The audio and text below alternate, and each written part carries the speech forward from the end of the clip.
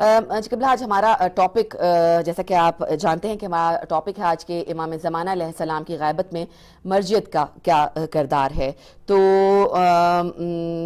جو ہے اس کو ہم لے کر آگے بڑھیں گے، اور یہ تھوڑا سا میں سمجھتی ہوں کہ عام فہم انسانوں کے لیے، لوگوں کے لیے ایک تھوڑا سا کمپلیکیٹڈ ٹاپک ہے. آپ پہلے تو ایک مرجع کی جو ہے وہ ڈیفینیشن بتا دیجئے کہ وہ کیا ہوتے ہیں، کون ہوتے ہیں، اور کس طرح وہاں تک پہنچتے ہیں. جبکہ مرجعیت ہم دیکھتے ہیں کہ یہ ایک عربی زبان کا لفظ ہے جس کو فارسی اردو میں بھی استعمال کیا جاتا ہے. جیسے اردو ایک لشکری زبان ہے، مختلف زبان سے الفاظ اس کے اندر آئے ہیں جو کہ مرجع سے ہے. مرجعیت، مرجع بھی اس جگہ کو یا اس شخص کو یا اس مقام کو مرجع کہتے ہیں کہ جس کی طرف رجوع کیا جاتا ہے. یہ لفظ رجوع سے ہے کہ جو قرآن مجید کے اندر بھی آیا ہے اس لفظ کی، اور اسی طرح یہ کہ جس جملے میں ہم استعمال کرتے ہیں. اور اس کو روایات کے اندر بھی یہ اصطلاح استعمال ہوئی ہے. یعنی عمومی طور پہ اگر ہم کہیں مرجعیت ہماری پوری زندگی کے اوپر ہم مختلف اپنی زندگی کے امور کے بارے میں رجوع کرتے ہیں ایکسپرٹس کی جانب، یعنی ماہرین کی جانب. اگر ہمیں کوئی طبی مشکل پیش آتی ہے تو ہم طبی ماہرین کی طرف رجوع کرتے ہیں. اسی طرح اگر ہمیں کوئی ٹیکنیکل مشکل پیش آتی ہے تو ہم ٹیکنیشینس کی طرف رجوع کرتے ہیں. اسی طریقے سے کپڑوں کے معاملے میں کوئی ہمیں مشکل پیش آتی ہے، ہمیں پتہ ہے اس کے ماہرین ٹیلر سے ہم ان کی طرف رجوع کرتے ہیں. اپنی زندگی کے مختلف شعبوں میں جہاں پر بھی ہمیں مشکلات درپیش ہیں، سوالات درپیش ہیں، پیچیدگیاں درپیش ہیں، ان کے لیے ہم فطری طور پہ اور عرف کے اندر ہم دیکھتے ہیں کہ لوگ ایکسپرٹس کی طرف رجوع کرتے ہیں. بس دین مبین اسلام کے اندر بھی خداوند متعال نے ایک پورا نظام بنایا ہے، ہدایت کا نظام. یعنی انسان کو اپنی زندگی کے اندر انسانیت کے اس مقام پر پہنچنے کے لیے جو ہدایت کا نظام ہے، اس میں اس ہدایت کو خداوند متعال نے انسانوں سے کہا ہے کہ وہ رجوع کریں، اور جن کی طرف رجوع کریں ان کو یا انبیاء کی شکل میں یا ائمہ معصومین علیہ الصلوۃ والسلام کی شکل میں، یا پھر ہمارے زمانے میں غیبت کبریٰ میں فقہا کی شکل میں پیش کیا گیا ہے کہ کن کی طرف آپ رجوع کریں گے. جب انبیاء موجود ہوتے تھے تو سب سے بہترین مصداق رجوع کرنے کا، ہدایت انسانی کو حاصل کرنے کے لیے انبیاء ہوتے تھے. اس کے بعد جیسے ختم نبوت ہوتی ہے ہم دیکھتے ہیں کہ خود انبیاء نے اذن الہی سے ائمہ معصومین کا تعارف کروایا کہ اب آپ دینی امور کے بارے میں، چونکہ دین کے ایکسپرٹس یہ ائمہ معصومین ہیں نبی مرسل و نبی خاتم کے بعد، تو ہم نے رجوع کیا ائمہ معصومین کی طرف. اور اسی طرح سے جب امام معصوم یعنی 12ویں امام حجت اللہ جب پردہ غیبت میں جا رہے تھے تو آپ کے آباء و اجداد یعنی دیگر ائمہ معصومین سے بھی روایات ہیں، اور خود امام زمانے کی روایت موجود ہے کہ جو بھی حوادث آپ کو پیش آتے ہیں ان حوادث واقعہ کے اندر آپ فقہا کی طرف رجوع کریں گے، اور وہ ان فقہا کی طرف رجوع کریں گے جن کی خاص صفات روایات کے اندر آئیں گے. تو اس رجوع کرنے کو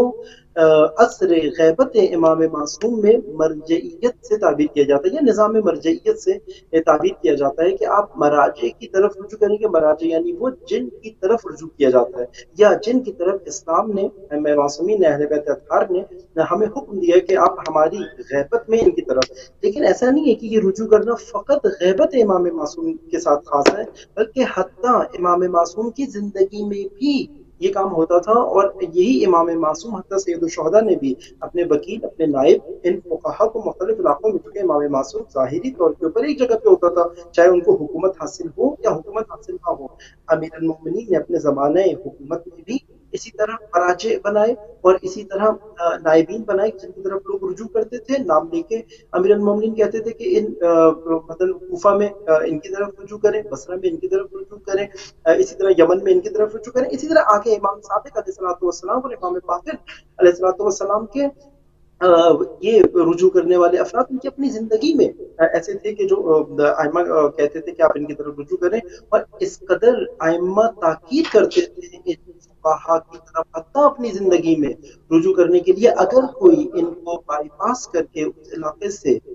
امام کی طرف مستقیماً ڈائریکٹ پہنچ جاتا تھا تو امام ناراض ہوتے تھے کہ تم نے میرے بنائے ہوئے نائب، میرے شاگرد، میرے بنائے ہوئے فقیہ جس کو میں نے منسوب کیا تھا، تم اس کی طرف رجوع کیوں نہیں کیا. تو یہ پورا نظام مرجعیت جو امام کی زندگی میں بھی رہتا ہے، اور امام کی زندگی کے بعد اس کی اہمیت اور بڑھ جاتی ہے، یعنی امام کی غیبت کے زمانے میں. ٹھیک، بہت بہت شکریہ آپ کا قبلہ، آپ نے ایکسپلین کیا. اب آپ سے سوال یہ ہے قبلہ کہ ہم اپنے مکتب کو امامیہ کہتے ہیں، اور تو کیوں امامت اور ولایت کو اتنی اہمیت حاصل ہے ہمارے مکتب میں؟ بالکل ایسی ہے، مکتب تشیع کا افتخار ہے، مکتب تشیع کا یہ بہت بڑا فخر ہے کہ ان کی دین کی بنیاد جو ہے وہ جیسے توحید ہے، اس توحید کے نظام کا جو حفاظت کا نظام ہے وہ ولایت اور امامت ہے۔ جیسے پہلے بھی آپ کی خدمت میں عرض کیا تھا کہ جب بھی کوئی نبی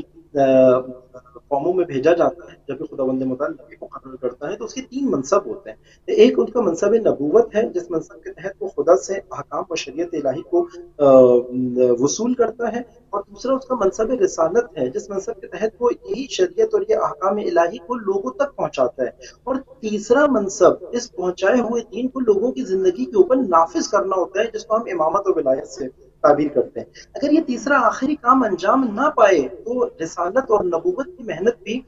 وہ اپنے مقصد تک نہیں پہنچ پاتی، بلکہ قرآن مجید بالکل کی وہ ساری آیت ہے کہ فَإِن لَمْ تَفْعَلْ فَمَا بَلَّغْتَ رِسَالَتَهُ، کہ نبی پہنچا دیجیے جو آپ کے رب کی طرف سے نازل ہوا ہے، بلغ ما انزل الیک من ربک، اور اگر آپ نے یہ کام نہیں کیا، یعنی امامت کو نہیں پہنچایا، یہ اصول امامت قاعدہ ابتدائیت امامت کو نہیں پہنچایا، یعنی امیر المومنین کی ولایت کا اعلان نہیں کیا، تو آپ نے رسالت کا حق ادا نہیں کیا۔ یعنی ترتیب کے اندر وہ جو دین مبین اسلام کو معاشرے کے اندر نافذ ہونا تھا ایک نظام کے طور پہ، اس کا تیسرا مرحلہ اگر انجام نہ پایا، نہائی اور آخری مرحلہ، تو اس کا مطلب یہ ہے کہ وہ محنت بھی ضائع ہو گئی جو رسالت اور نبوت کے تحت ہوئی تھی۔ اس لیے امامت اور ولایت کو اس قدر اہمیت حاصل ہے، اور ایک روایت بھی ہمارے پاس امام معصوم سے ہے کہ بنی الاسلام علی خمس، کہ اسلام کی بنیاد 5 چیزوں کے اوپر ہے: الصلاۃ والصوم والزکوۃ والولایہ۔ 4 چیزیں امام نے بیان کی کہ نماز ہے، روزہ ہے، حج ہے، زکوٰۃ ہے، اور فرمایا اور ولایت ہے۔ اور پھر پوچھنے والے نے جب سوال کیا کہ ان میں سے سب سے اہم کیا ہے، تو امام فرماتے ہیں کہ ما نودیا الی احد مثل ما نودیا الی الولایہ، کسی چیز کی جانب اس قدر دعوت نہیں دی گئی جس قدر امامت اور ولایت کی طرف دعوت دی گئی۔ یعنی اس کی اہمیت ہمیں یہاں سے انداز ہوتی ہے، چونکہ یہ دین کا ستون ہے۔ اس طرح سیدہ نے اپنے خطبے میں بھی فرمایا کہ بالامامت تمام الصلاۃ، بالامامت تمام الحج، بالامامت تمام الزکوٰۃ، یعنی یہ جو فروع دین بھی ہمارے پاس موجود ہیں، احکام الہی بھی موجود ہیں، یہ امامت کے سائے میں قبول ہیں اور تمام ہوتے ہیں۔ اس طرح امیر المومنین کا نہج البلاغہ کے اندر بھی امامت و ولایت کے حوالے سے اس کی اہمیت کو اجاگر کرنے کے حوالے سے یہ ہمارے پاس موجود ہے۔ چونکہ امامیت دینی حاکمیت کا ایک نظام ہے، جو انبیاء اگر ہوں تو حضرت ابراہیم کی ولایت اور امامت کا اعلان قرآن میں ہوا، حضرت سلیمان کی حکومت موجود ہے، اور نبی اکرم کی مدینہ و مکہ کے اندر حکومت اسلامی یعنی امامت اور ولایت کی حکومت موجود ہے، اور اس کے بعد ہم دیکھتے ہیں امیر المومنین کی وہی 4 سالہ دور اور 6 مہینے کی حکومت امام حسن علیہ السلام کی دیکھنے کے بعد میں پھر یہ کام امت کی نااہلی کی وجہ سے انجام نہیں پایا۔ تو حکومتی و سیاسی نظام، اجتماعی نظام، امامت اور ولایت دین مبین اسلام کا موجود ہے۔ اور یہاں یہ بھی نقطہ واضح ہوتا چلے کہ ہم جب کہتے ہیں کہ ہم امامیہ ہیں اور ہم امامت اور ولایت، تو یہ قرآنی ہے، یعنی تشیع کوئی کسی اہل سنت یا دیگر کسی مکتب کے مقابل میں کوئی فرقہ نہیں ہے۔ تشیع، مکتب تشیع یا مکتب امامیہ اسلام کے عنوان کا نام ہے، روح اسلام سے اپنا تعارف کرواتے ہیں کہ جو کہ امامت اور ولایت۔ جی قبلہ کچھ کہیں گے آپ؟ بالکل، انہوں نے بہت اچھی طرح اشارہ کیا، کیونکہ گفتگو سے میرے ذہن میں بھی ایک بات آئی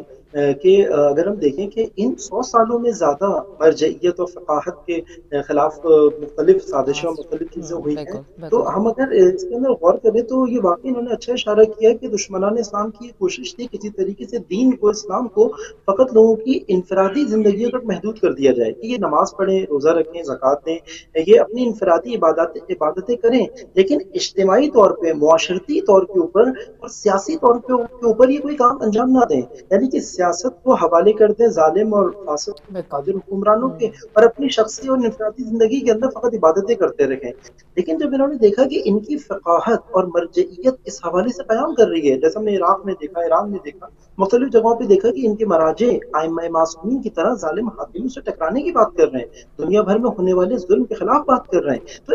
یہاں سے زیادہ ان کی دشمنی مرجعیت سے بڑھی کہ جب انہوں نے دیکھا کہ بات ہو رہی ہے تو یہ اس مرجعیت کا ہاتھ ہمارے گربان تک بھی آئے گا، اور یہ مرجعیت بیدار کر رہی ہے لوگوں کو کہ وہ امام زمانہ جو پوری دنیا کے اندر عدل و قسط کا نظام قائم کرنے کے لیے اور ظلم و بربریت کے خاتمے کے لیے آ رہے ہیں، دراصل یہ مرجعیت اسی زمینوں کو فراہم کرنے کے لیے ہوئی ہے۔ اور ان 100 سالوں میں ہم نے یہ نمونے مختلف ممالک کے اندر دیکھے، اس وجہ سے ہم دیکھ سکتے ہیں کہ ان کی شدت دشمنی کی جو ہے مرجعیت کے خلاف اسی لیے بڑھی کہ ان کو پتا تھا کہ اب یہ ہمیں چیلنج کیا جا رہا ہے اس نظام کے ذریعے سے، تو ائمہ معصومین نے بہترین اپنے پردہ رجت کے اندر بنایا.